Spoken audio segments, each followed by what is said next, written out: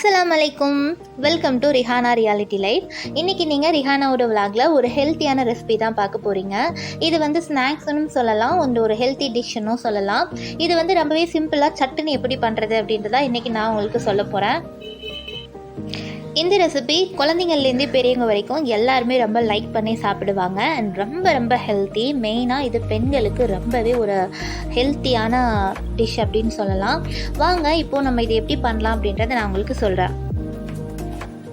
வீடியோக்குள்ளே போகிறதுக்கு முன்னாடி இது வரைக்கும் என்னோடய சேனலை சப்ஸ்கிரைப் பண்ணாதவங்க மறக்காமல் சப்ஸ்கிரைப் பண்ணிவிடுங்க. கூடவே பெல் பட்டனையும் அடிச்சிடுங்க. மறக்காமல் கமெண்ட் பண்ணுங்கள். உங்கள் ஃப்ரெண்ட்ஸ் அண்ட் ஃபேமிலிக்கும் ஷேர் பண்ணுங்கள். வாங்க வீடியோக்குள்ளே போகலாம்.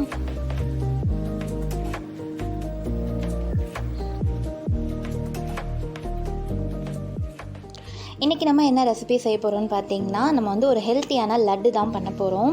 இந்த லட்டுக்கு நான் வந்து ஒரு மாவு தான் யூஸ் பண்ணுறேன். இந்த மாவு பார்த்திங்கன்னா, இது என்ன மாதிரி மாவு, இதில் என்ன சத்து இருக்குது அப்படின்லாம் உங்களுக்கு டவுட் வரும். கண்டிப்பாக இதோட டீட்டெயில்ஸ் எல்லாமே உங்களுக்கு வீடியோவோட எண்டிங்கில் நான் சொல்கிறேன்.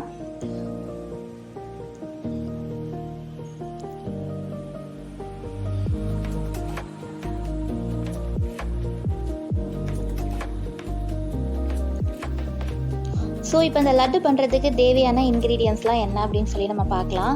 ஃபஸ்ட்டு வந்து இந்த மாதிரி ஒரு அகலமான தட்டு எடுத்து வச்சுக்கோங்க. அது வந்து உங்களுக்கு பண்ணுறதுக்கு ரொம்ப ஈஸியாக இருக்கும் லட்டு பண்ணுறதுக்கு. அடுத்ததாக வந்து பார்த்திங்க அப்படின்னா, லட்டு பண்ணனாலே நெய் ரொம்ப அதிகமாக தேவைப்படும் அப்படின்ற ஒரு தாட் இருக்கும். பட் இதுக்கு அப்படிலாம் இல்லைங்க.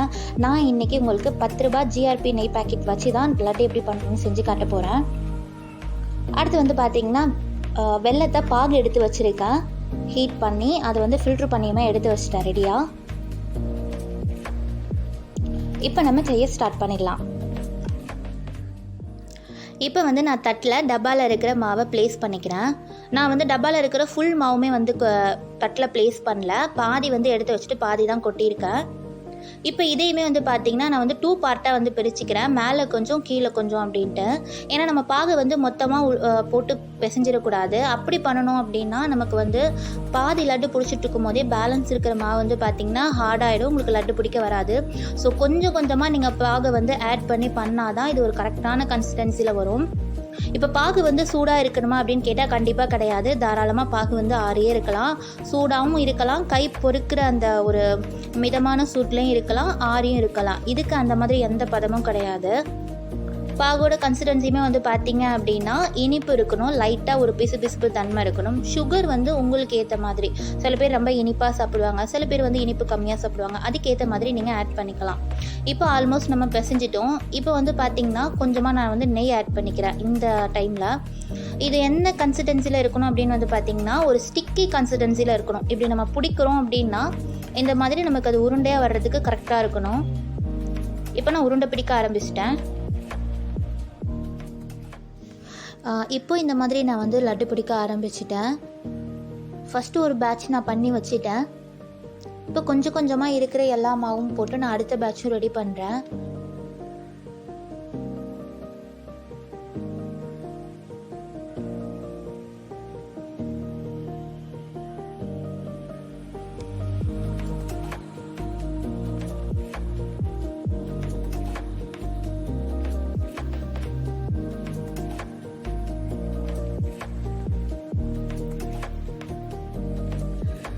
இப்போ வந்து கடைசியாக நான் டப்பாவில் கொஞ்சம் மாவு எடுத்து வச்சுருந்தேன் இல்லைங்களா, அந்த மாவுமே இப்போ நான் வந்து தட்டில் ப்ளேஸ் பண்ணிட்டேன்.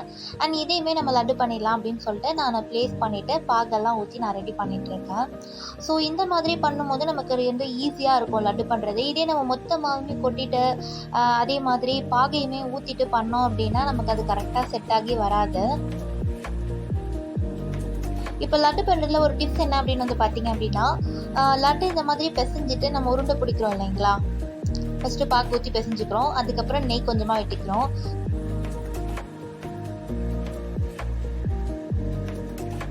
அதுக்கப்புறம் நம்ம உருண்டை பிடிக்க ஆரம்பிக்கிறோம்.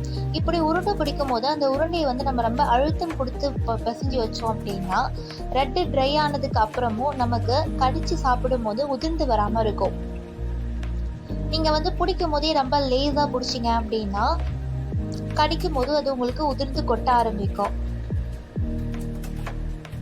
இப்போ நான் பேலன்ஸ் இருக்கிற மாவையும் லட்டு பிடிக்கிறதுக்காக தயார் பண்ணிட்டேன்.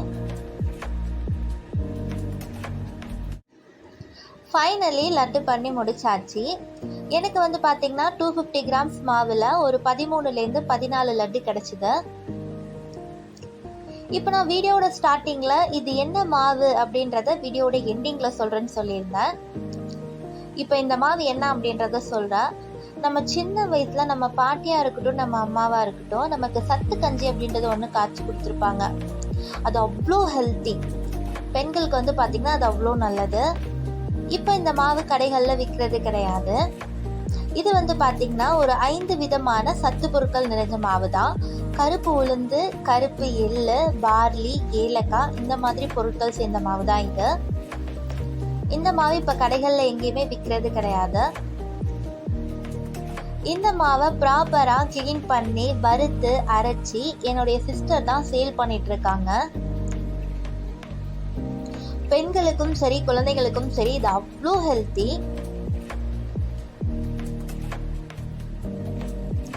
ஸோ இந்த மாவை நம்ம மால்ட்டாவும் நம்ம பாலில் காய்ச்சி குடிக்கலாம். அண்ட் இந்த மாதிரி லட்டு பண்ணி வச்சோம் அப்படின்னா நமக்கு எப்போ தேவையோ அப்போ டக்குன்னு எடுத்து நம்ம ஒன்று சாப்பிட்டுக்கலாம். இப்போ இந்த லட்டு எப்படி ஸ்டோர் பண்ணுறதுன்றதை நான் உங்களுக்கு சொல்கிறேன். லட்டு பண்ணி முடிச்சதுக்கப்புறமா இந்த மாதிரி ஒரு பிளேட்டில் போட்டு லட்டு நல்லா ட்ரை ஆகிறதுக்கு விட்டுருங்க. ஒரு 2 to 3 hours வரைக்கும் அது ட்ரை ஆகட்டும். அதுக்கப்புறமா ஒரு பாக்ஸில் போட்டு நீங்கள் க்ளோஸ் பண்ணி வெளியவே வைக்கலாம். ஃப்ரிட்ஜில் வைக்கணும்னு அவசியம் இல்லை. 4 days வரைக்கும் இந்த லட்டு நல்லாவே இருக்கும்.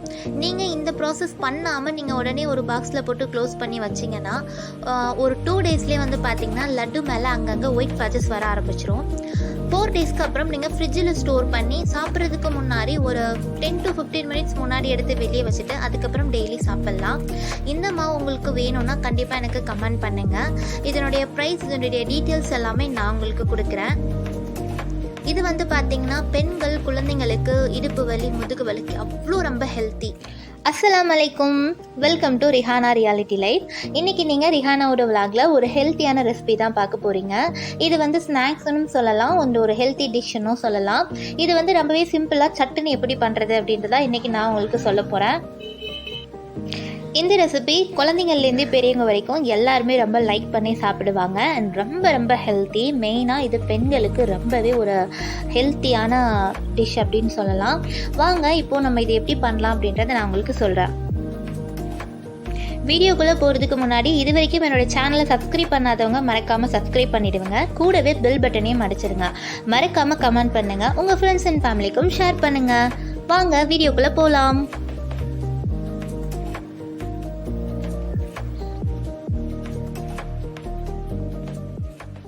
இன்றைக்கி நம்ம என்ன ரெசிபி செய்ய போகிறோம்னு பார்த்தீங்கன்னா, நம்ம வந்து ஒரு ஹெல்த்தியான லட்டு தான் பண்ண போகிறோம். இந்த லட்டுக்கு நான் வந்து ஒரு மாவு தான் யூஸ் பண்ணுறேன். இந்த மாவு பார்த்திங்கன்னா இது என்ன மாதிரி மாவு, இதில் என்ன சத்து இருக்குது அப்படின்லாம் உங்களுக்கு டவுட் வரும். கண்டிப்பாக இதோட டீட்டெயில்ஸ் எல்லாமே உங்களுக்கு வீடியோட எண்டிங்கில் நான் சொல்கிறேன்.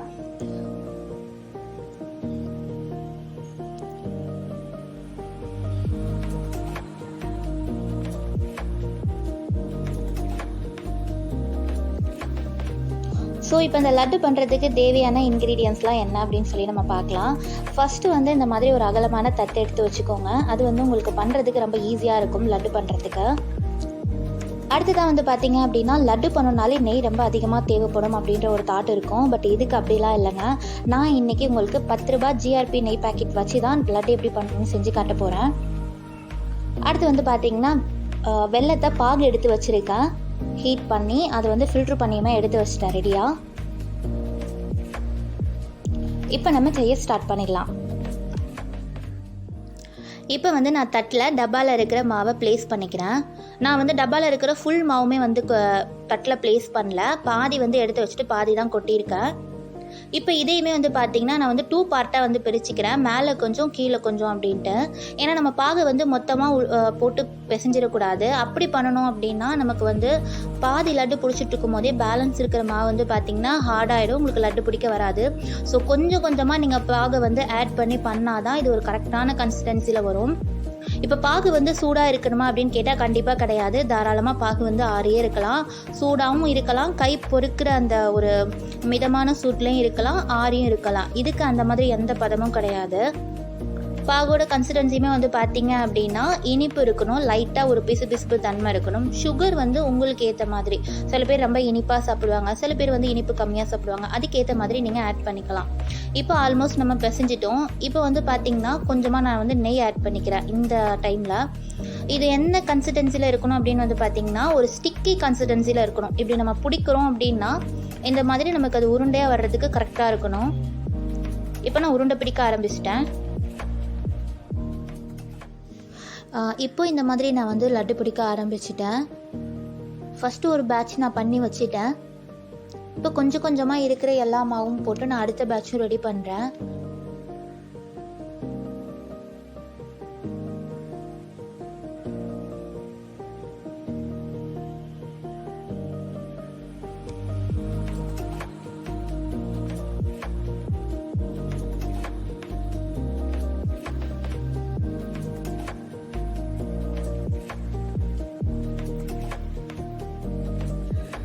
இப்போ வந்து கடைசியாக நான் டப்பாவில் கொஞ்சம் மாவு எடுத்து வச்சுருந்தேன் இல்லைங்களா, அந்த மாவுமே இப்போ நான் வந்து தட்டில் ப்ளேஸ் பண்ணிட்டேன்.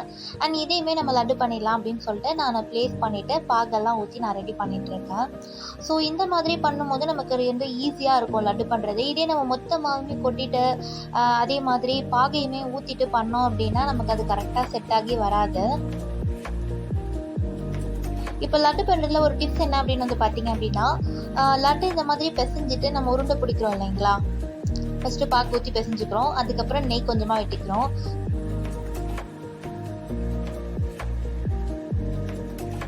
அதுக்கப்புறம் நம்ம உருண்டை பிடிக்க ஆரம்பிக்கிறோம்.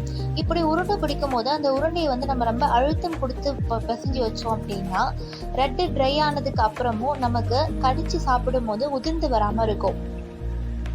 நீங்கள் வந்து பிடிக்கும் போதே ரொம்ப லேஸாக பிடிச்சிங்க அப்படின்னா கடிக்கும் போது அது உங்களுக்கு உதிர்ந்து கொட்ட ஆரம்பிக்கும். இப்போ நான் பேலன்ஸ் இருக்கிற மாவையும் லட்டு பிடிக்கிறதுக்காக தயார் பண்ணிட்டேன். ஃபைனலி லட்டு பண்ணி முடிச்சாச்சு. எனக்கு வந்து பார்த்தீங்கன்னா 250 கிராம்ஸ் மாவில் ஒரு 13லேருந்து 14 லட்டு கிடச்சிது. இப்போ நான் வீடியோட ஸ்டார்டிங்கில் இது என்ன மாவு அப்படின்றத வீடியோட எண்டிங்கில் சொல்கிறேன்னு சொல்லியிருந்தேன். இப்போ இந்த மாவு என்ன அப்படின்றத சொல்கிறேன். நம்ம சின்ன வயசில் நம்ம பாட்டியாக இருக்கட்டும், நம்ம அம்மாவாக இருக்கட்டும், நமக்கு சத்து கஞ்சி அப்படின்றது ஒன்று காய்ச்சி கொடுத்துருப்பாங்க. அது அவ்வளோ ஹெல்த்தி. பெண்களுக்கு வந்து பார்த்திங்கன்னா அது அவ்வளோ நல்லது. இப்போ இந்த மாவு கடைகளில் விற்கிறது கிடையாது. இது வந்து பார்த்திங்கன்னா ஒரு 5 விதமான சத்து பொருட்கள் நிறைஞ்ச மாவு தான்.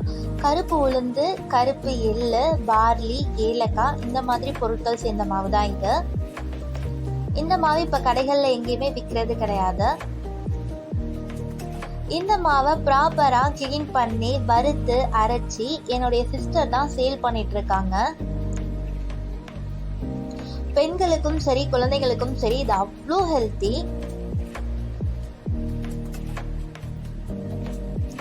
ஸோ இந்த மாவை நம்ம மால்ட்டாவும் நமக்கு பாலில் காய்ச்சி குடிக்கலாம். அண்ட் இந்த மாதிரி லட்டு பண்ணி வச்சோம் அப்படின்னா நமக்கு எப்போ தேவையோ அப்போ டக்குன்னு எடுத்து நம்ம ஒன்று சாப்பிட்டுக்கலாம். இப்போ இந்த லட்டு எப்படி ஸ்டோர் பண்ணுறதுன்றதை நான் உங்களுக்கு சொல்கிறேன். லட்டு பண்ணி முடிச்சதுக்கப்புறமா இந்த மாதிரி ஒரு பிளேட்டில் போட்டு லட்டு நல்லா ட்ரை ஆகிறதுக்கு விட்டுருங்க. ஒரு 2 to 3 hours வரைக்கும் அது ட்ரை ஆகட்டும். அதுக்கப்புறமா ஒரு பாக்ஸில் போட்டு நீங்கள் க்ளோஸ் பண்ணி வெளியவே வைக்கலாம். ஃப்ரிட்ஜில் வைக்கணும்னு அவசியம் இல்லை. 4 days வரைக்கும் இந்த லட்டு நல்லாவே இருக்கும். நீங்கள் இந்த ப்ராசஸ் பண்ணாமல் நீங்கள் உடனே ஒரு பாக்ஸில் போட்டு க்ளோஸ் பண்ணி வச்சிங்கன்னா ஒரு 2 daysலேயே வந்து பார்த்திங்கன்னா லட்டு மேலே அங்கங்கே ஒயிட் பேச்சஸ் வர ஆரம்பிச்சிரும். 4 daysக்கு அப்புறம் நீங்கள் ஃப்ரிட்ஜில் ஸ்டோர் பண்ணி சாப்பிட்றதுக்கு முன்னாடி ஒரு 10 to 15 minutes முன்னாடி எடுத்து வெளியே வச்சுட்டு அதுக்கப்புறம் டெய்லி சாப்பிட்லாம். இந்த மாவு உங்களுக்கு வேணும்னா கண்டிப்பாக எனக்கு கமெண்ட் பண்ணுங்கள். இதனுடைய ப்ரைஸ், இதனுடைய டீட்டெயில்ஸ் எல்லாமே நான் உங்களுக்கு கொடுக்குறேன். இது வந்து பார்த்திங்கன்னா பெண்கள் குழந்தைங்களுக்கு இடுப்பு வலி, முதுகு வலிக்கு அவ்வளோ ரொம்ப ஹெல்த்தி.